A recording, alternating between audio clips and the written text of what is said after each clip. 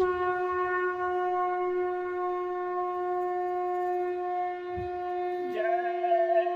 गुरुदेव। जय गुरुदेव।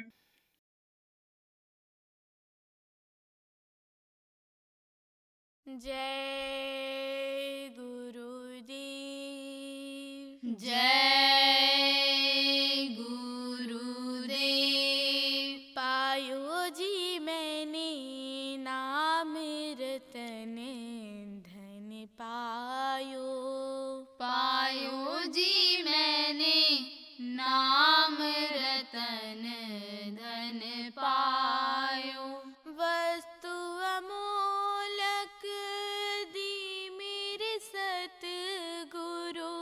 वस्तु अमोलक दी मेरे सतगुरु।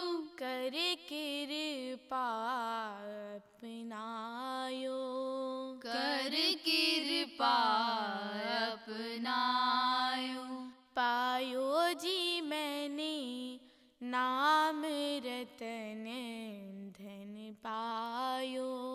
पायो जी मैंने नाम रतन धन पायो।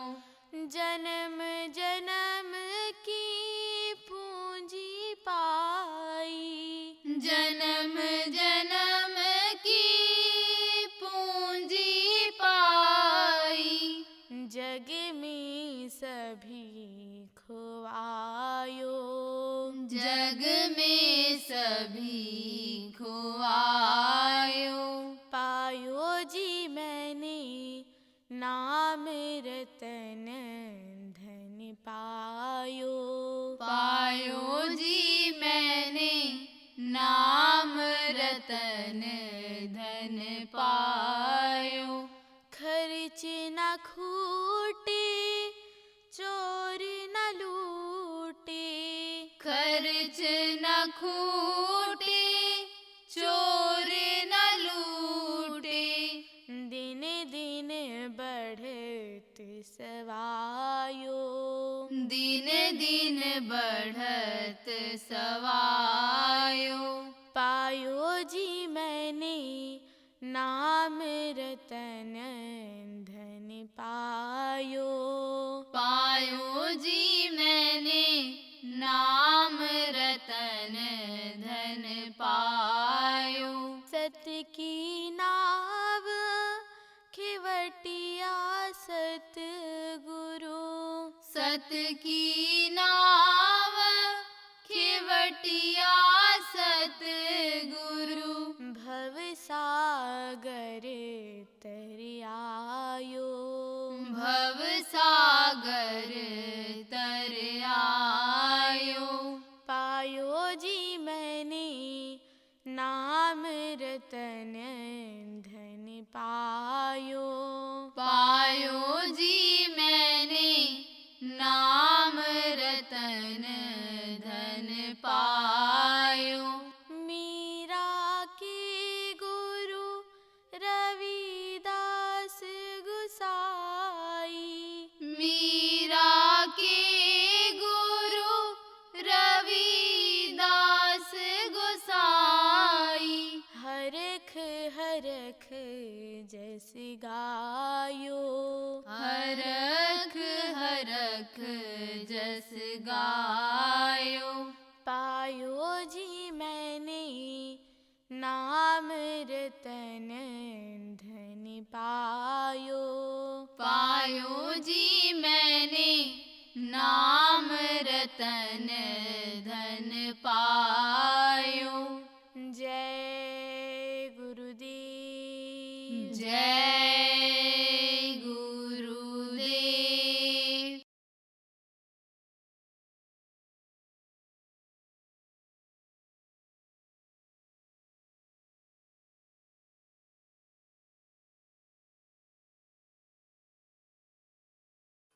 जैसे जैसे विद्या बुद्धि बढ़ती गई, जैसे जैसे आप ये समझो धन बढ़ता चला गया, वैसे वैसे कपड़े उतरते चले गए। अब तो अंग प्रदर्शन जिसको कहते हैं, नंगा रहने का जिसको कहते हैं, वही ये बच्चियां पसंद करती हैं कि हमको लोग एडवांस कहेंगे। हम अगर इस तरह से नंगे रहेंगे, अंग दिखाएंगे, तो अब आप ये सोचते हैं कि देवी कहने के लिए अगर कह दो कि आप देवी हो, आपकी पूजा हम करा सकते हैं, तो खुश हो जाएगी और हाथ उठा देगी कि हमको देवी करार कर दीजिए। लेकिन देवी का काम करती है। अरे देवी का काम होगा तभी तो देवी होगी, देखने में करने में थोड़ा होता है। देवी का काम करने से देवी होता है। देखो, जब देवी का काम करती थी तब उनका नाम आज भी इतिहास में लिखा हुआ है, अमर हो गया। किसका? सती सावित्री का, सती अनसुईया का, सती सीता का नाम आज भी स्वर्ण अक्षरों में लिखा हुआ है। और उनके नाम का लोग अब बच्चियों का नाम रखते हैं कि जैसे कोई भी आपके समझो देश को आजाद कराने वाला, जैसे कोई आज महापुरुष, आज का कल का जो महापुरुष रहा, उसके नाम पर सड़कों का नाम, मोहल्ले का नाम और ये सब लिखते हैं। ऐसे उनके नाम पर ये बच्चियों के नाम रखे जाते हैं। तो उन्होंने शक्ति को अर्जित किया था। अब आप सोचो, किसी पुरुष को बच्चा बनाना इनमें से किसी को आता है? अरे पति के प्राण को वापस लेना, जो सती सावित्री ने ले लिया था, सत्यवान का प्राण वापस ले लिया था, आता है? कहां से देवी हो जाओ? देवी का गुण लाओ। ये जो बच्चियों आपको नामदान मिला है, भजन ध्यान जो बताया गया है, इसको करो तो गुण तुम्हारे अंदर आ जाएंगे, गुण आ जाएंगे। अब कहोगे जो नई बच्चियां हो, जो अरे समझो पहली बार यहाँ आई हो, आपको मालूम नहीं होगा कि सती सावित्री हैं कौन, सती अनसुईया, सती सीता हैं कौन। नाम भले सुन लिया हो, कहीं पढ़ा लिखा रहा हो, लेकिन उनको उनका काम क्या रहा है ये आपको नहीं मालूम। हीरो हीरोइन का नाम तो जान जाओगे, लड़के लड़कियां सब जानते हैं हीरो हीरोइन का। और भारत देश के ही नहीं, कई देशों में जो हीरोइन है, हीरो हैं और ये हैं, जो अपनी नंगी तस्वीरें छपवा दिए हैं, जो अपनी वीडियो खिंचवा करके डलवा दिए हैं, उनको तो जानोगे, लेकिन इनको नहीं जानते, जो बता देते हैं। आप ये समझो, अत्रि की माने पत्नी थी, कौन है? अनसुईया अत्रि ऋषि थे। तो नारद जी घूम रहे थे, तो नारद जी अरे आप ये समझो लक्ष्मी के पास गए, सबके पास जाते। कैसे जाते थे वो? पैदल ऐसे नहीं चले जाते थे शरीर से, उनकी दिव्य दृष्टि खोली थी। वही जो आप लोगों के दिव्य दृष्टि खोलने के लिए बताया गया है। जो नए लोग आए हो, आपको बताया जाएगा। तो दिव्य दृष्टि, इन्हीं दोनों आंखों के बीच में तीसरी आंख है, थर्ड आई, दिव्य दृष्टि, आत्मचक्षु, हृदय चक्षु जिसको कहा गया है। आप ये समझो उनका खुला हुआ था, वो उसी के सहारे ऊपरी लोकों में चले जाते थे, सब जगह पहुंच जाते थे। तो नारद घूमते रहते थे, चलते रहते थे, लोक में भी, उधर भी, स्वर्ग वैकुंठ में भी चले जाते थे। तो लक्ष्मी के वहां पहुंचे तो चर्चा हुई, बातचीत हुई।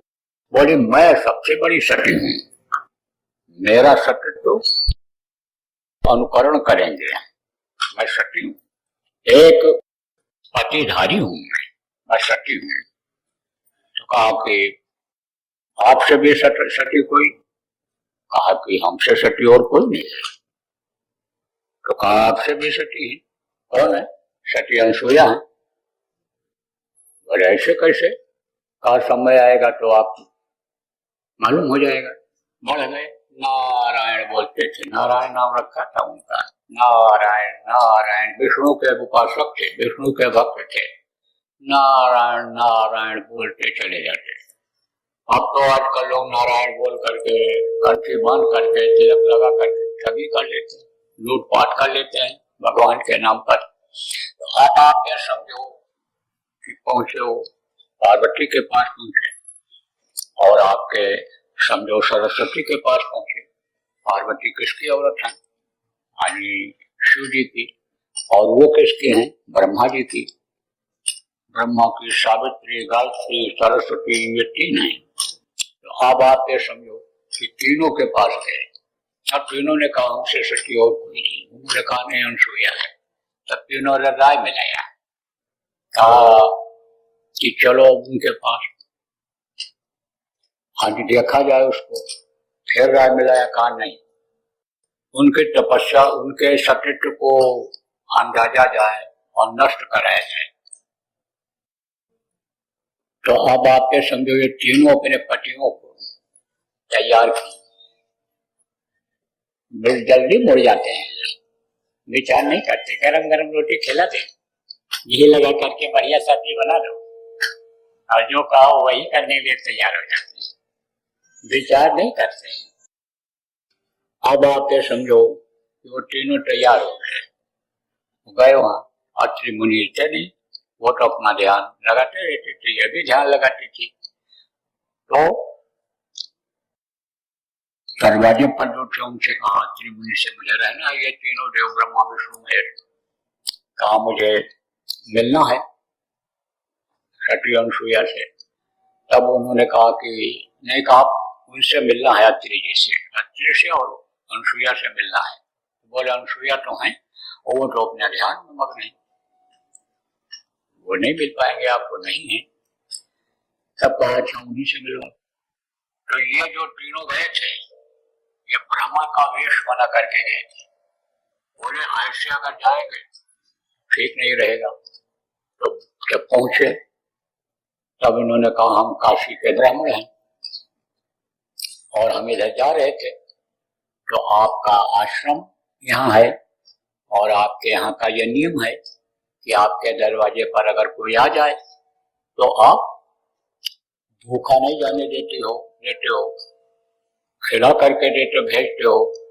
तो हम लोगों ने कहा आज यही भोजन कर लें, लेकिन हम आपका भोजन नहीं करेंगे। हम जो लाए हैं झोली में, हमारा आप पका दो, हम उसको खाएंगे। झोली में ये क्या रख कर लाए थे? यही पत्ती और कंकड़ पत्थर रास्ते से उठा के रख लिए थे और बोले कि यही भोजन हमारे लिए बना दो। अब आप ये समझो प्रेमियों कि उसको उन्होंने ले तो लिया, लेकिन अब वो कंकड़ पत्थर का बनावे कैसे, पकावे कैसे? तब उन्होंने याद किया और उनके अंदर जो सतत्व की शक्ति थे उससे रिद्धि सिद्धि आकर के प्रकट हो गई और उन्होंने कहा हुकुम करिए। कहा देखो हमको भोजन कराना है, भोजन की सामग्री चाहिए, बनाने का तो हम बना लेंगे। और वही उनका कंकड़ पत्थर भोजन में यानी भोजन की सामग्री में बदल गया। अब जब भोजन बन करके तैयार हो गया और उन्होंने कहा तैयार है, तब क्या कहा इन तीनों ने कि देखो हमको कोई वस्त्र पहन करके जब परोसता है तो हम नहीं खाते हैं। निर्वस्त्र जो परोसेगा, यानी कपड़ा एक भी बदन पर नहीं रहेगा, नंगा होकर के जो परोसेगा उसका परोसा हुआ हम खाते हैं। तो बड़े संकट में पड़ी बेचारी, बोले सत्य की रक्षा कैसे होगी? फिर उसने ध्यान लगाया और ध्यान लगाया तो आपके समझो शक्ति आई, दया उसको मिली। ऊपर की ही शक्ति शरीर में प्रवाहित होती है। पावर हाउस इसका कहाँ है? जीवात्मा का पावर हाउस तो ऊपर है सतदेश में, सतलोक में, वहाँ है पावर हाउस। वहाँ से ये संचालित होती है। जैसे बिजली होती है, बल्ब जलते हैं, आप पंखा चलाते हो, कूलर हीटर चलाते हो, तो बिजली कहाँ से आती है? पावर हाउस से। ऐसे ही करंट तो उधर से आता है। तो अब आपके समझो ताकत उसके शरीर के अंदर आ गई। तो क्या किया अनसुईया ने? वही जो कमंडल रखा हुआ था अत्रि मुनि का, उसमें पानी था, वही पानी उठा करके और डाल दिया इनके ऊपर, ऐसा हल्का सा छिड़क दिया और उसी पानी को जमीन में डाला। बस ये छोटे छोटे बच्चे हो गए। आज जब छोटे बच्चे हो गए तो गोदी में लेकर के इनको बैठा दिया, अब खिलाया प्यार किया, सुलाया, पालने पर लेटा दिया इनको। अब काफी देर हो गई, तो जब ये नहीं लौटे तब वो तीनों चल पड़ी पता लगाने के लिए कि गए कहाँ गए। तो नारद जी से पूछा, कहा वो तो गए वहां, तो अपने आप ने ही भेजा था, तो जाओ देखो अब उनको लेकर के आओ। बोले नारद जी बुला लो। बोले हमारे बस के अब बुलाने वाले वो नहीं रह गए, आप उनको लेकर के आओ। तो जब ये पहुंचे तीनों, तब कहा अनसुईया से कि हमारे पति आए थे, हम लोगों के पति आए थे, हम सरस्वती हैं। उन्होंने कहा हम पार्वती, उन्होंने कहा हम लक्ष्मी हैं। तब अनसुईया ने कहा हमारे यहाँ वो तो हमको दिखाई नहीं पड़े, काशी के 3 ब्राह्मण आए थे, अब वो देखो लेटे हुए हैं पालने में। अब इन लोगों ने कहा गजब हो गया, उनको तो छोटा छोटा बच्चा बना दिया, हाँ वो हमारे कुछ काम कर रहेंगे। बड़ा मुश्किल। जब बहुत कहा ले जाओ इनको, बोले जैसे तुमने बच्चा बनाया है उसी हिसाब से जब जैसे थे वैसे जब तुम बना दोगे तब हम उनको ले जाएंगे। अब वो ताकत तुम्हारे में है और तुमको मैं मान गई कि मैं भी सती हूँ और ये भी सती, तीनों सती हैं, लेकिन हम लोगों से ज्यादा सती तुम हो। हम देव में हैं और तुम मनुष्य में हो, तो तुम्हारी कीमत ज्यादा है। मनुष्य की कीमत ज्यादा होती है। क्यों ज्यादा होती है? क्योंकि देवता को भी मनुष्य शरीर में आना पड़ता है। पूरी छेड़े मृत्यु लोक के, वहां कोई कमी नहीं है, किसी भी चीज की कमी नहीं है देवलोक में, लेकिन उनको फिक्र रहती है। किस बात की फिक्र रहती है? पार होने की, अपने घर अपने देश जाने की फिक्र रहती है, यानी फिर इस मृत्यु लोक में न आने की फिक्र रहती है। और आप बच्चों भूल चुके हो कि हमको ये दुनिया छोड़नी है, जो असली चीज है उसको भूल चुके हो, मौत को भूल चुके हो, प्रभु को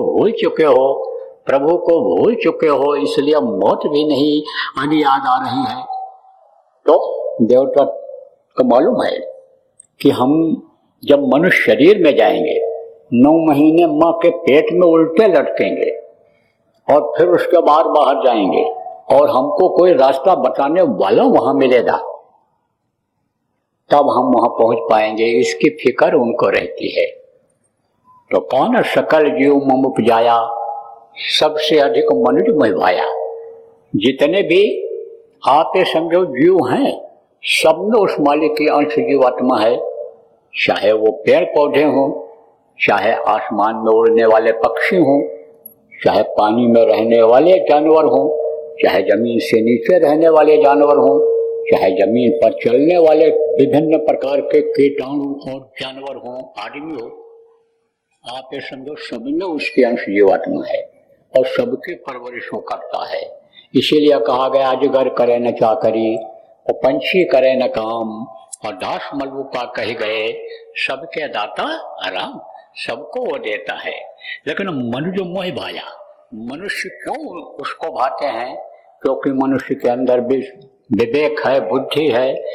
मनुष्य का जो शरीर बना हुआ है, आप ये समझो 5 तत्व पूरे से बना हुआ है। इसमें पूरे 5 तत्व हैं, जल, पृथ्वी, अग्नि, वायु और आकाश, ये पूरे 5 तत्व हैं। इसमें इस मनुष्य शरीर के पाने में चाहे पुरुष हो चाहे स्त्री हो, अपनी आत्मा को परमात्मा तक पहुंचा सकता है, जन्म मरण से छुटकारा पा सकता है, इसको मुक्ति दिला सकता है। आप ये समझो किसको, इस जीवात्मा को मुक्ति का मतलब क्या होता है कि जहां पहुंचने के बाद फिर वापस ना आना हो। तो जब ये अपने धाम, अपने देश, अपने प्रभु के पास आत्मा पहुंच जाती है, तब ये वापस नहीं आती है। तो देवता से ज्यादा श्रेष्ठ शरीर है, देवियों से ज्यादा श्रेष्ठ ये शरीर है। बच्चों, इसको आज समझने की जरूरत है। लेकिन भजन भाव भक्ति जैसे मैंने आपको बताया तभी हो पाएगी कि जब शरीर स्वस्थ रहेगा। तो ये जो बीमारियां आ रही हैं, ये जो हार्ट अटैक हो रहा है कि ज्यादा चिकनी चीजें अंदर गई, चिकनाहट से अनुसंधान नली ब्लॉक हुई और अटैक हो गया। और जो अभी घटनाएं आगे इस साल में यानी 25 में ज्यादा होंगी, उससे बचने के लिए यही एक तरीका है कि खाओ कोई चीज, लेकिन लिमिट में खाओ और शुद्ध चीज खाओ। देखो, शरीर अगर कमजोर है तो कुछ नहीं हो सकता, न कमा सकते हो, खा सकते हो, न दूसरे की सेवा कर सकते हो, न आत्मा का कल्याण कर सकते हो। तो शरीर को स्वस्थ रखना जरूरी है। मन के कहने पर यानी जो मन कहे उस चीज को खाना पीना नहीं रहेगा। देखो, ये जो बीमारियां हैं, जैसे शुगर है, जैसे आपका यह लकवा है, और ये सब जो बीमारियां हैं, ये किसकी वजह से बढ़ेंगी? किसकी वजह से बढ़ेंगी? यह मीठा खाने की वजह से। जब से मिठास का प्रचार ज्यादा हुआ, हर चीज में मिठाई, हर चीज में मिठाई, और मीठा जब से ज्यादा बनने लग गया, गुड़ जब था तो उसको लोग थोड़ा सा खाते थे, गुणकारी रहता था, लेकिन ये जो शुगर जिसको कहते हैं वही शुगर बढ़ा देता है, स्मरण शक्ति खत्म, अंदर से खोखला कर देता, कमजोरी आ जाती है। मोटा मोटा आदमी भी आप ये समझो तेज नहीं चलता, हाँफने लगता है, बैठ जाता है, तो अंदर से खोखला हो गया। इसलिए मिठास वाली चीजें स्वस्थ रहने के लिए बंद कर दिया जाए तो अच्छा रहेगा, और नहीं तो लिमिट भर। लिमिट भर, लिमिट किसको कहते हैं? जैसे एक पीस मिठाई खाओ तो वो नुकसान नहीं करेगा, लेकिन स्वस्थ आदमी, शुगर का मरीज नहीं, शुगर के मरीज को तो कुछ भी मिठास होगा, चाहे मीठा फल हो, तो वो भी नुकसान करेगा। और सत्संगी आप नहीं ध्यान देते हो, बस जय गुरुदेव बोल करके बैठ गए और बस चल पड़े, बोले बस तो गुरु महाराज अच्छा करेंगे ही, अब गुरु महाराज के स्थान पर जा रहे हैं। अरे भाई, जो कहा जाए उसका पालन करो। मान लो आप सत्संग में नहीं आ पाते हो, सारी बात आप नहीं सुन पाते हो, तो एक प्रेमी बताते होंगे कि रात को यात्रा न करो, अपनी गाड़ी को रोक लो जब 11 बजे, जब 4-5 बज जाए ड्राइवर खूब बढ़िया से सो ले, तब यात्रा करो, क्योंकि रात की यात्रा अच्छी नहीं होती है। अब आप ये समझो, कोई कहा तो उसको आपने माना, तो उपदेश सुने। एक महात्मा जी के शिष्य लोग थे, तो महात्मा जी ने कहा भाई सब में वो ब्रह्म है, ब्रह्म की ही जानकारी थी उनको, ईश्वर का जो बताया, ब्रह्म सत्यम जगत मिथ्या जिसको कहा, उसी इतनी सबकी जानकारी थी। तो उन्होंने कहा सब में ब्रह्म है, सब में वो ब्रह्म विराजमान है, और ब्रह्म ब्रह्म को कष्ट नहीं देता है, और जीव जंतुओं में भी है वो, जैसा मैंने बताया। यही जीवात्मा जो आपके अंदर है, शरीर को चलाती है, वही इनमें सब में है। बहुत छोटी है, इसलिए आप इन आंखों से देख नहीं सकते, ना अपनी आत्मा को देख सकते हो, ना उनको देख सकते हो। तो वो गया चला उनका, और एक रास्ता था, उसी रास्ते पर बैठ गया। उधर से एक पहलवान हाथी लेकर के आ रहा था। हाथी थोड़ा बिगड़ा हुआ था, नाराज था।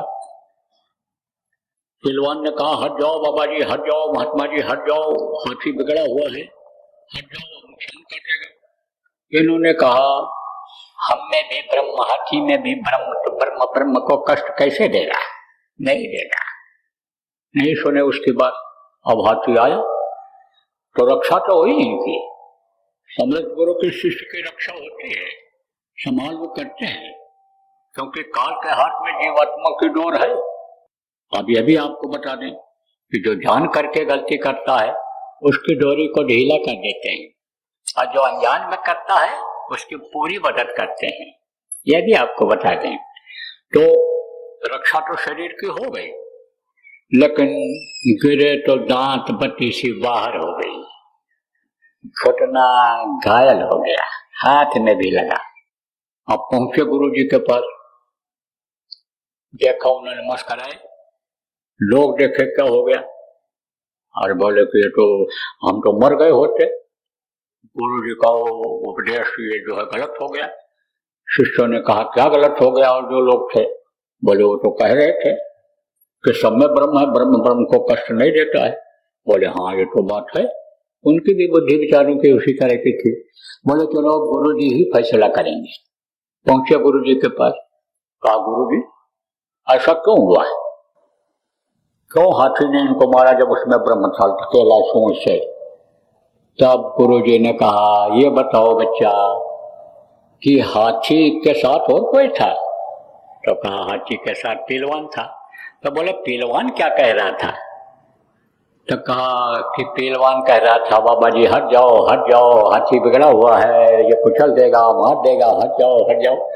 तब बोले जब तुम में ब्रह्म और हाथी में ब्रह्म तो पहलवान में भी तो ब्रह्म था, तो उसके बाद को तुमने क्यों नहीं सुना?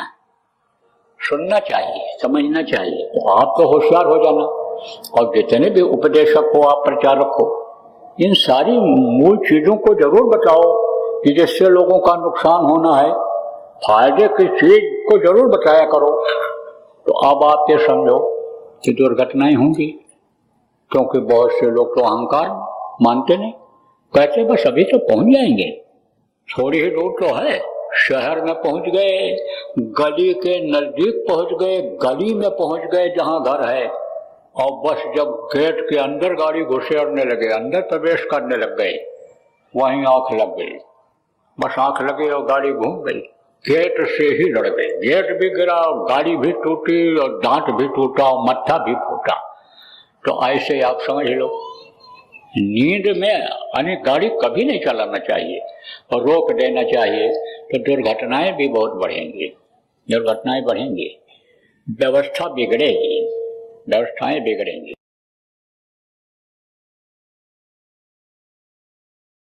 मोटी बात आप ये समझो कि हड़ताल, तोड़ फोड़, आंदोलन, धरना, घेराव से दूर रहना चाहिए आपको।